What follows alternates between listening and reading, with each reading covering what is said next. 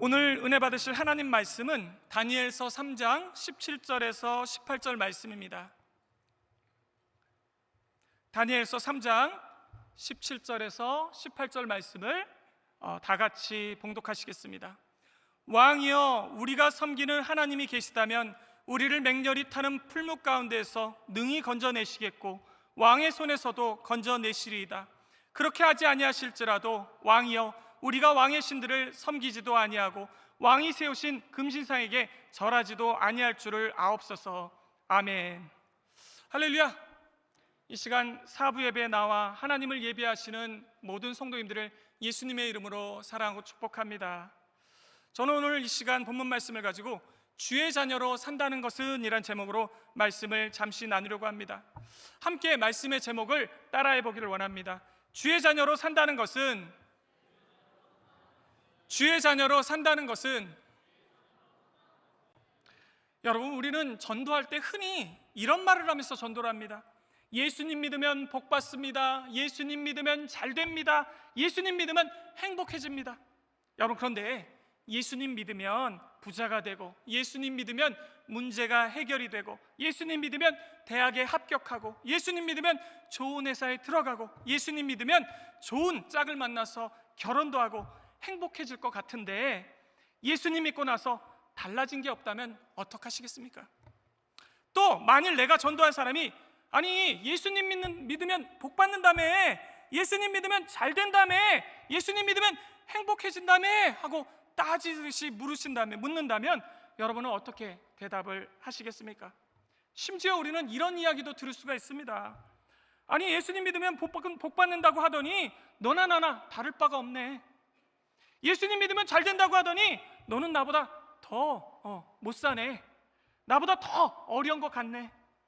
여러분, 실제로요, 예수님 믿으면 복 받는다는 말을 듣고 이렇게 교회를 나왔다가 이 삶에 별다른 변화가 없자 이 다른 종교로 이렇게 찾아간 사람들도 있다고 합니다. 여러분, 그렇다면 예수님 믿으면 복 받습니다, 예수님 믿으면 잘 됩니다, 예수님 믿으면 행복해집니다, 이 말이 틀린 말일까요? 아니요, 전혀 틀린 말이 아닙니다. 다만 우리가 이 말에 대해서 큰 오해가 생기는 이유가 있는데, 그것은 하나님께서 주시는 복을 현실에서 보상받기를 기대하기 때문입니다. 여러분, 그런데 그렇다고 실제로 보상이 현실에서 없는 것은 아닙니다. 하나님은 우리를 축복해 주시는 분이십니다. 하지만 하나님이 주시는 복과 우리가 생각하는 복이 다를 수가 있습니다. 그래서 오해를 하게 되는 것입니다. 그리고 또 하나님을 더 오해하게 되는 경우가 있는데, 그것은 하나님께서는 우리에게 복도 주시지만 고난 또한 우리에게 허락하신다는 것을 인정하지 못하기 때문입니다. 그런데 여러분, 이 사실을 우리가 언제 깨닫게 되는지 아십니까?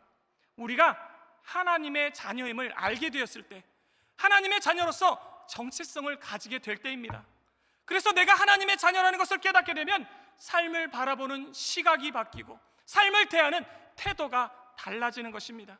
그래서 고난이 찾아와도, 시련이 찾아와도 믿음으로 굳게 설 수가 있는 것입니다.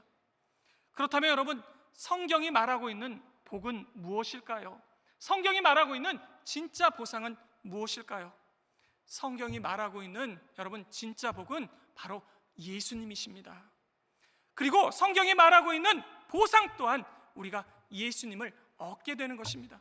그래서 하나님의 자녀가 되면 예수님 안에 거하고 예수님과 동행하게 되며 예수님 안에서 승리하는 삶을 살게 되는 것입니다. 이것이 바로 하나님의 자녀됨의 가장 큰 축복이자 보상인 것입니다. 여러분, 그리스도인들이 가장 좋아하는 말씀 가운데 하나는요, 마태복음 11장 28절 말씀이라고 합니다.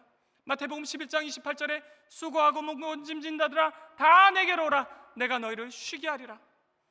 여러분, 예수님 믿는 사람들이 왜 이 말씀을 좋아할까요? 이 말씀은 마치 예수님께서 이 바쁘고 힘든 세상을 살아가고 있는 우리들에게 무겁지, 내 어깨에 있는 무거운 짐을 내가 대신 져줄게, 바쁘고 힘들지, 너에게 쉼을 주겠다, 이런 말씀처럼 들리기 때문입니다. 여러분, 그런데요, 이 말씀은 그런 말씀이 아닙니다. 그래서 그 다음 절 말씀을 보면 우리가 이 말씀을 크게 오해하고 있었다는 사실을 깨달을 수가 있는데, 그 다음 절 말씀인 마태복음 11장 29절 상반절에 나는 마음이 온유하고 겸손하니 나의 멍에를 메고 내게 배우라. 여러분, 이 말씀을 보십시오. 우리가 생각하는 이야기와 전혀 다른 이야기를 예수님께서 우리에게 해주고 계십니다. 그러니까 지금 내 삶의 짐도 무거워서 살겠는데, 이에 더해서 예수님은 자신의 멍에까지도 매라고 말씀하고 계시는 것입니다. 여러분, 그렇다면 예수님은 왜 이와 같이 말씀하셨던 것일까요? 29절 하반절 말씀을 통해서 우리가 예수님의 그 말씀의 뜻을 알 수가 있는데, 그리하면 너의 마음에 쉼을 얻으리니. 여러분, 이 말씀의 의미를 아시겠습니까? 예수님이 이와 같이 말씀하신 것은 내가 짐을 대신 지어주겠다, 편하게 쉬게 해주시겠다는 말씀이 아니라 마음에 쉼을 얻게 해주시겠다는 말씀인 것입니다. 환경이 아니라 우리의 마음 자세, 태도를 말씀하시는 것입니다. 그렇다면 예수님의 멍에는 무엇입니까? 예수님의 짐은 무엇입니까? 마태복음 16장 24절은 그것을 이렇게 말씀하고 있습니다. 이에 예수께서 제자들에게 이르시되 누구든지 나를 따라오려거든 자기를 부인하고 자기 십자가를 지고 나를 따를 것이니라. 여러분, 예수님의 멍에는 근본 하나님의 본체시나 하나님과 동등됨을 취할 것으로 여기지 아니하신 것, 자기를 부인하시는 것이었습니다. 또 예수님의 짐은 온 인류를 구원하시기 위해서 십자가를 지시는 무거운 짐이 있었습니다. 그런데 예수님은 그 길을 억울해하지도 않으시고 기쁨으로 걸어가셨다고 합니다. 예수님이 십자가를 질 때 그 마음의 자세와 태도가 다르셨다는 것입니다. 그리고 예수님은 이 마음의 자세와 태도를 내게 배우라고 말씀하신 것입니다. 그리고 이어서 그 다음 절인 마태복음 11장 30절에 이렇게 말씀하십니다. 이는 내 멍에는 쉽고 내 짐은 가벼움이라 하시니라. 여러분, 주의 자녀로 산다는 것은요, 세상에서 편안한 길로 걸어가는 것이 아닙니다. 예수님처럼 자기를 부인하고 자기 십자가를 지는 것입니다. 그런데요, 예수님의 이 십자가가 무거운 십자가라고 말씀하고 계시지 않으십니다. 오히려 예수님은 이 십자가가 쉽고 가볍다고 말씀하고 계십니다. 여러분, 왜 그런지 아십니까? 그 이유는 예수님의 십자가는 하나님 아버지의 뜻을 따르는 길이기 때문입니다. 그러하기에 기쁨으로 감당할 수 있는 것이며, 또 그로 인해서 마음의 평안을 얻을 수가 있는 것입니다. 여러분, 오늘 본문 말씀인 다니엘서 3장 말씀은 느부갓네살 왕이 금신상을 세우고 모든 백성에게 금신상에 절을 하라고 명령한 이야기로 시작이 되고 있습니다. 그런데 곧 문제가 생깁니다. 다니엘의 세 친구인 사드락과 메삭과 아벳느고가 왕의 명령에 따르지 않자 이 느부갓네살 왕의 그 신하들이 그들을 이와 같이 참소를 했던 것입니다. 다니엘서 3장 11절로 12절에 누구든지 엎드려 절하지 아니하는 자는 맹렬히 타는 풀무불 가운데 던져 넣음을 당하리라 하지 아니하셨나이까. 이제 몇 유대 사람 사드락과 메삭과 아벳느고는 왕이 세워 바벨론 지방을 다스리게 하신 자이거늘 왕이여, 이 사람들이 왕을 높이지 아니하며 왕의 신들을 섬기지 아니하며 왕이 세우신 금신상에게 절하지 아니하나이다. 그러자 느부갓네살 왕은요, 이 사드락과 메삭과 아벳느고를 불러다가 그 일에 진위를 묻게 되었는데, 오늘 본문 말씀 15절 상반절에 이렇게 기록하고 있습니다. 이제라도 너희가 준비하였다가 나팔과 피리와 수금과 사명금과 앙금과 또 생황과 및 모든 악기 소리를 들을 때 내가 만든 신상 앞에 엎드려 절하면 좋거니와. 여러분, 이때 이 느부갓네살 왕이 사드락과 메삭과 아벳느고를 대하는 말과 태도를 여러분 한번 보십시오. 저는 이 말씀을 읽는데 이렇게 들렸습니다. 사드락과 메삭과 아벳느고야, 너희들 왔니? 너희들 아직 이야기를 못 들은 것 같은데, 혹시 아직 너희들이 내가 만든 금신상에 절하지 못했다면 이제라도 너희가 준비하였다가 절을 했으면 좋겠어. 여러분, 이 말씀이 무슨 말씀이면 느부갓네살 왕이 사드락과 메삭과 아벳느고를 귀하게 여기고 있다는 것입니다. 그런데 여러분, 반면에 사드락과 메삭과 아벳느고의 태도는 어떠했을까요? 그들은 오히려 느부갓네살 왕 앞에 단호한 태도를 보이고 있습니다. 이 모습을 다니엘서 3장 16절로 18절은 이렇게 기록하고 있습니다. 사드락과 메삭과 아벳느고가 왕에게 대답하여 이르되 느부갓네살 왕이여, 우리가 이 일에 대하여 왕에게 대답할 필요가 없나이다. 왕이여, 우리가 섬기는 하나님이 계시다면 우리를 맹렬히 타는 풀무불 가운데서 능히 건져내시겠고 왕의 손에서도 건져내시리이다. 그렇게 하지 아니하실지라도 왕이여, 우리가 왕의 신들을 섬기지도 아니하고 왕이 세우신 금신상에게 절하지도 아니할 줄을 아옵소서. 여러분, 우리는 여기서 사드락과 메삭과 아벳느고의 믿음을 볼 수가 있는데요, 그들은 아무리 맹렬히 타는 풀무불에 던져질지라도 하나님이 능히 우리를 건져내실 수가 있고 왕의 손에서도 구원하실 것을 확신하고 있습니다. 또한 그렇게 하지 아니하실지라도 하나님을 향한 믿음을 저버릴 수가 없다고 고백하고 있습니다. 그들은 오직 하나님만을 섬기기로 결단하였던 것입니다. 여러분, 하나님의 자녀가 되었다는 것은 무엇일까요? 하나님의 자녀가 되었다는 증거는 무엇일까요? 그것은 어떠한 환경 속에서도 하나님이 나를 사랑하신 분이시며 하나님이 나와 함께하고 계시다는 것을 믿는 것입니다. 그리고 그것을 믿기 때문에 하나님을 따르게 되는 것입니다. 그런데요, 하나님의 자녀로 사는 그 삶이 여러분 쉬운 일일까요? 아닙니다. 결코 쉬운 일이 아닙니다. 고된 일입니다. 왜냐하면 하나님께서는 우리가 하나님의 아들을 믿는 것과 아는 일에 하나가 되어 온전한 사람을 이루어 그리스도의 장성한 분량에 충만한 데까지 이르게 하시기 위해서 부지런히 일을 하고 계시기 때문입니다. 하나님의 자녀된 삶을 살게 하시기 위해서 우리를 인도하신다는 것입니다. 그래서 때로는 우리를 고난의 자리로 하나님께서 옮겨 놓으시는 것입니다. 여러분, 그렇다면 우리가 고난의 자리에 있게 되었을 때 우리가 해야 할 일은 무엇일까요? 사실 해야 할 일은요, 하나님 앞에 우는 것밖에 없습니다. 그런데요, 우리가 하나님 앞에 울부짖다 보면 깨닫게 되는 사실이 있습니다. 그것은 하나님은 좋으신 분이시고 내가 그분의 자녀라는 사실을 깨닫게 되는 것입니다. 고난을 통해서 우리가 하나님의 자녀라는 정체성을 찾게 되는 것입니다. 여러분, 욥기 38장 이후의 말씀을 보면 바로 그 이야기를 우리에게 해주고 있는데요, 욥은 큰 고난 속에서 드디어 하나님께 자신에게 고난이 찾아온 이유가 무엇이냐고 묻게 됩니다. 그때 하나님은요, 욥에게 대답하시기를, 내가 땅을 창조할 때 너는 어디 있었느냐? 바다가 그 모태에서 터져 나올 때 문으로 그것을 가둔 자가 누구냐? 암사슴이 새끼 낳는 것을 네가 본 적이 있느냐? 마치 동문서답을 하시듯 말씀을 하십니다. 그런데요, 이 말씀은 하나님께서 동문서답을 하시는 말씀이 아닙니다.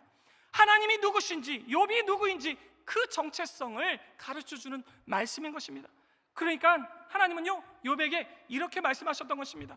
욥아, 내가 창조한 세계를 보아라. 이 모든 세계도 내가 만들었고 너도 내가 만들었느니라. 너는 내가 누군지 아니? 네가 얼마나 대단한 사람인 줄 아니? 너는 내가 사랑하는 자녀다. 나는 너와 늘 함께한단다. 여러분, 이 말씀을 통해서 욥은 그동안 고되고 힘든 일이라고 여겨졌던 지난 날들이 하나님의 섭리였음을 깨닫게 되었다고 합니다. 다시 말해서 하나님이 나를 하나님의 자녀답게 만드시기 위해서 어떤 일을 하셨는가를 알게 되었다는 것입니다. 여러분이 지금 청년의 때를 어떻게 보내고 계신지를 저는 잘 모르지만 저는 여러분과 같은 청년의 때에 정말 많은 일들을 겪었고 또 고뇌에 찬 시간들을 보냈던 것 같습니다. 지금은 목사가 되어서 여러분 앞에서 하나님의 말씀을 나누고 있지만 그때는 참 인생을 어떻게 살아야 할지를 몰라서 방황하던 시간들이 있었습니다. 그때 한 친구가 저에게 이런 말을 하더라고요. 야, 하나님이 계시다면 좋은 일만 생겨야지 왜 그러냐? 저는 그 말을 듣는데 하나님을 뭔가 변호해드려야 할 것 같은데 제 인생이 노답인 것 같아갖고요, 제대로 답을 못했던 생각이 납니다. 그런데 그 답을 하나씩 찾게 되는 일이 생겼습니다. 하루는 마음이 너무나 불안하고 힘들어서 기도원에 가서 기도를 하는데 아무리 기도를 해도 마음에 평안도 없고 하나님의 임재하심을 느낄 수가 없었습니다. 아침에 기도굴에 들어가고 점심에 기도굴에 들어가고 저녁에도 기도굴에 들어가서 기도하는데 기도도 잘 되지도 않고 마음에 조급함과 어려운 마음만 가득 찼었습니다. 그리고 그렇게 하루가 지나도 또 이튿날이 지나도 마찬가지였습니다. 그런데 기도를 하다가 가만히 생각해 보니 하나님이 나를 기도원으로 부르신 것 같은데 이렇게 기도도 안 되고 마음의 평안도 없으니까 너무나 억울한 것입니다. 그래서 제가 오기가 생겼어요. 기도굴에서 나올 때 하나님, 제가 좀 이따가 또 오겠습니다, 이렇게 하고 나왔습니다. 그리고 저녁이 되었습니다. 이제 내일이면 집으로 돌아가야 되는 그런 상황이었는데 그때 이 조급한 마음에 이 기도를 하게 되었습니다. 그런데 갑자기 기도하는 중에 하나님께서 이렇게 말씀하시는 것 같았습니다. 너에게 여러 가지 어려운 일이 있는 것은 너를 14K도 아니고 18K도 아니고 24K 순금을 만들기 위해서다.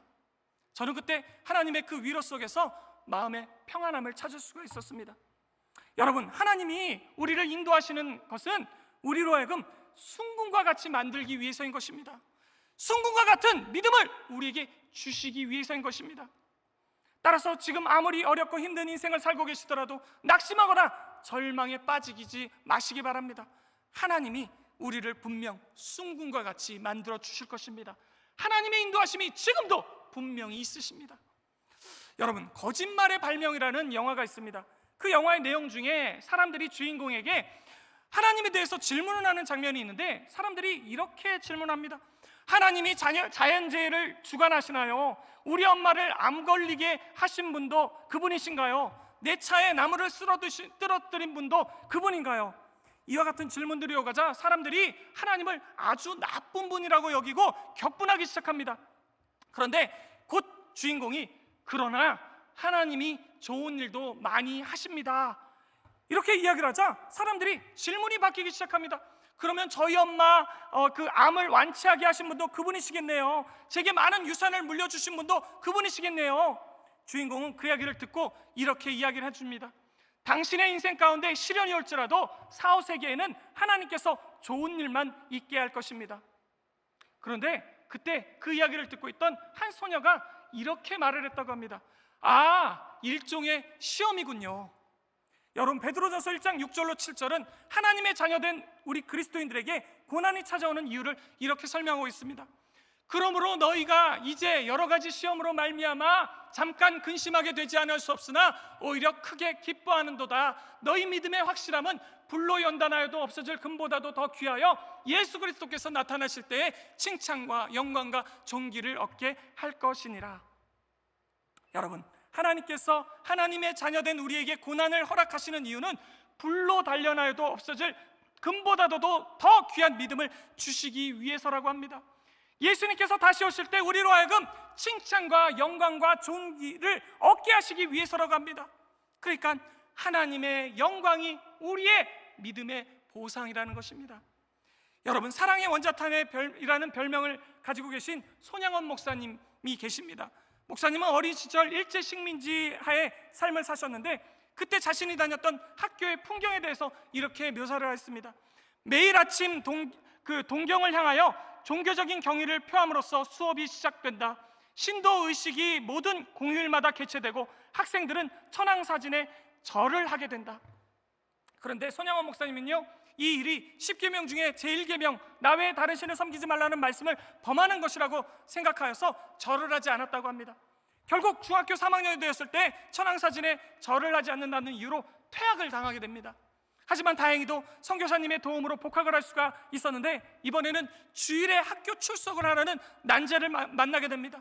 이때도 목사님은 믿음을 잃지 않고 주일에는 하나님을 예배하는 날이기 때문에 이 학교에 출석을 하지 않았다고 합니다. 하지만 우여곡절 속에 많은 핍박들이 있었지만 또 다른 학생보다 3년이 더 걸렸지만 이 중학교를 졸업할 수가 있었다고 합니다.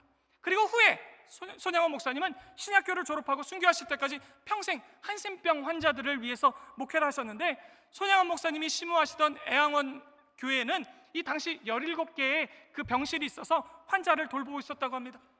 목사님은 이곳에서 한센 환자들의 그 진물과 핏자국과 땀들이 엉켜 붙어있는 그 장소를 맨손으로 치우고 환자의 목을 껴안고 이마를 대고 기도를 해주셨고, 또 그곳에서 함께 음식을 나누어 먹기도 하셨다고 합니다. 그러니 그곳에서 있는 그 환자들은요, 이 손양원 목사님을 사랑하고 존경할 수밖에 없었습니다. 그런데 한 번은 이런 일화가 있었습니다. 성도님들이 손양원 목사님을 너무 좋아하니까 한 폐병에 걸린 부인이 목사님을 시기하고 미워하고 헐뜯는 것입니다. 그런데 손양원 목사님은요, 자신을 미워하는 그 부인을 미워하지 않고 매일 집에 들려서 안수 기도를 해주고 좋은 음식이 생길 때마다 가져다 주었다고 합니다. 한 번은 한 성도님이 그 목사님의 모습을 보고 목사님을 그렇게 미워하는데도 무엇하러 음식을 가져다 주십니까? 라고 이렇게 이야기를 했는데 목사님은요, 그때 이렇게 대답하셨다고 합니다. 사랑으로 녹여야 합니다. 손양원 목사님은요, 당신의 삶을 사랑으로 녹여내는 삶을 사신 것입니다. 그리고 손양원 목사님에 대해서 가장 널리 알려진 이야기가 있습니다. 그것은 여순사건 때 두 아들을 잃은 이야기인데, 손양원 목사님의 두 아들은요, 여순사건 때 공산당에 의해서 무참히 죽임을 당했다고 합니다. 그런데 여순 사건이 진압이 되고 나서 자신의 두 아들을 죽인 범인이 잡히게 되었습니다. 그런데 목사님은요, 범인이 잡혀서 사형을 선고가 되자 나의 죽은 아들들은 결코 자기들 때문에 친구가 죽는 것을 원치 않는다며 범인을 풀어달라고 오히려 간청을 했다고 합니다. 그리고 이 간청은 결국 받아들여졌고 범인은 풀려나게 되었는데, 이 목사님은요, 자신의 두 아들을 죽인 이 범인을요 용서할 뿐만 아니라 양자로 삼고 또 나중에 훌륭한 이 목회자로 이렇게 만드셨다고 합니다. 정말 하나님의 사랑이 아니고서는 도저히 설명할 수 없는 그런 놀라운 삶을 사셨던 것입니다. 여러분, 손양원 목사님은요 어떻게 이와 같은 삶을 살 수가 있으셨을까요?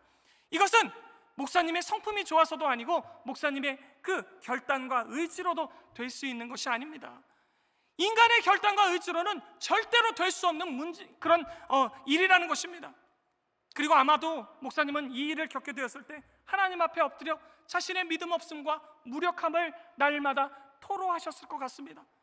여러분, 제가 드리고 싶은 말씀은 이와 같은 일이 인간의 노력으로 되는 일이 아니라 하나님이 목사님으로 말미암아 그렇게 살 수 있도록 인도하셨기 때문이라는 것을 말씀드리는 것입니다. 그래서 목사님은요 하나님을 바라볼 수가 있었고 하나님을 신뢰할 수가 있었고 하나님의 사랑으로 자신의 두 아들을 죽인 그 원수를 용서하고 사랑할 수가 있었던 것입니다. 여러분, 로마서 5장 3절은 우리에게 하나님이 우리를 어떻게 인도하시는지를 이렇게 기록하고 있습니다. 우리가 환난 중에도 즐거워하나니 이는 환난은 인내를, 인내는 연단을, 연단은 소망을 이루는 줄 알미로다.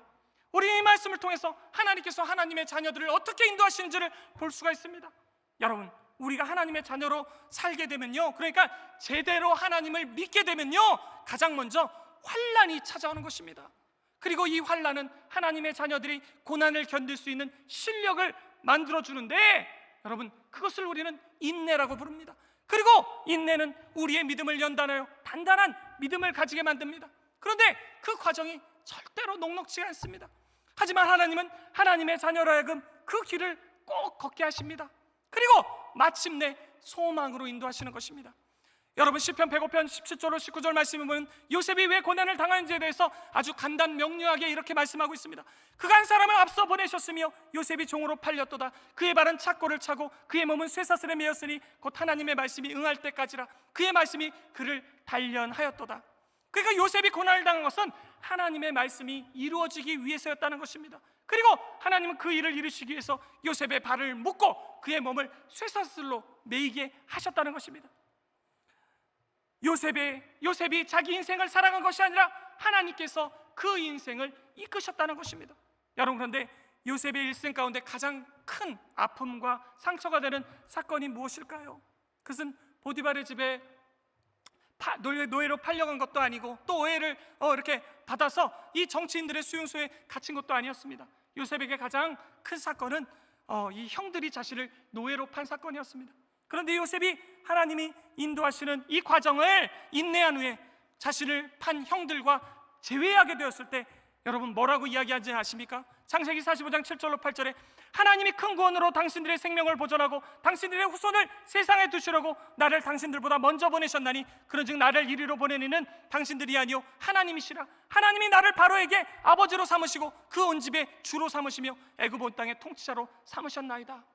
여러분, 이 말씀을 보면 요셉이요 형들에게 나를 이리로 보내니는 당신들이 아니요 하나님이시라고 고백하고 있습니다. 이 말씀은 요셉으로 하여금 형들을 용납하고 또 용서할 수 있는 실력 있는 사람으로 만드신 분은 바로 하나님이시라는 말씀인 것입니다. 여러분, 오늘 말씀에 사드락과 메삭과 아벳느고도 마찬가지입니다. 그들이 맹렬히 불타는 풀무불의 앞에서도 믿음을 잃지 않을 수 있었던 것은 하나님께서 그들로 하여금 하나님의 자녀가 되는 삶을 살도록 인도하셨기 때문입니다. 이 일은 여러분 단편적인 사건이 아닙니다. 하나님께서 사드락과 메삭과 아벳느고를 바벨론 포로로 잡혀오기 훨씬 전부터 하나님의 자녀로서 삶을 살도록 세밀하게 훈련을 시키셨던 것입니다. 그것이 오늘 말씀의 사건을 통해서 돋보이게 된 것뿐인 것입니다. 여러분, 고린도서 5장 17절은 이것을 이렇게 말씀하고 있습니다. 누구든지 그리스도 예수 안에 있으면 새로운 피조물이라. 이전 것은 지나갔으니 보라 새 것이 되었도다. 여러분, 하나님은요 하나님의 자녀로 하여금 그리스도 안에서 변화된 새로운 삶을 살도록 인도해 주시는 분이십니다. 우리가 저를 자신을 어떻게 또 생각할지라도 말입니다. 나는 믿음이 없습니다. 이렇게 할지라도 하나님은요, 하나님의 자녀로의 삶을 살게 하시기 위해서 한 사람 한 사람을 인도해 주시는 것입니다. 여러분, 그리고 오늘 본문 말씀은 사드락과 메삭과 아벳느고가 믿음으로 나갔을 때 어떠한 일이 그들에게 있었는지를 이야기해 주고 있는데, 하나님은 그들을 보호해 주셔서 불 속에서도 전혀 해를 입지 않게 하셨다고 합니다. 그리고 오늘 본문 말씀이 이어서 사드락과 메삭과 아벳느고가 어떻게 믿음을 지킬 수 있었으며 어떻게 맹렬히 타는 불못 속에서도 전혀 해를 입지 않을 수가 있었는지를 이와 같이 설명하고 있습니다. 오늘 본문 말씀 다니엘서 3장 24절로 25절에 그때 느부갓네살 왕이 놀라 급히 일어나서 모사들에게 물어 이르되 우리가 결박하여 불 가운데 던진 자는 세 사람이 아니었느냐 하니 그들이 왕에게 대답하여 이르되 왕이여 올소이다 하더라. 왕이 또 말하여 이르되 내가 보니 결박되지 아니한 네 사람이 불 가운데로 다니는데 상하지도 아니하였고 그 넷째의 모양은 신들의 아들과 같도다 하고. 여러분, 사드락과 메삭과 아벳느고가 믿음을 지킬 수 있었던 이유는 무엇이었습니까? 그들이 맹렬히 타는 풀무 속에서도 해를 입지 않을 수 있었던 이유는 무엇이었습니까? 그것은 주님이 그들 가까이에서 함께 하셨기 때문이었습니다.